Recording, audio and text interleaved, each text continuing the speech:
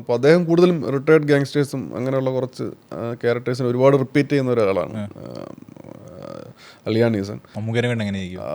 മമ്മൂക്ക അങ്ങനെ ഒരു സാധനം ചെയ്താൽ നല്ലതായിരിക്കുമെന്ന് തോന്നിയിട്ടുണ്ട്. അല്ല, പ്ലാനും പദ്ധതിയൊന്നുമില്ല. അല്ല, ഞാൻ പറഞ്ഞ അതൊരു ആസ് എ ഫാൻ ബോയ് നമ്മൾ കാണാൻ നമുക്ക് ഭയങ്കര ഇഷ്ടമുള്ള സംഗതി ആയിരിക്കുമെന്ന് തോന്നിയിട്ടുണ്ട്. അങ്ങനെ ഒരു പരിപാടിയൊക്കെ ചെയ്താൽ, അങ്ങനെ ചെയ്യാൻ പറ്റിയാൽ നല്ലതാണ്. ഒരു പാസ്റ്റുള്ളൊരു മനുഷ്യൻ. അതെ.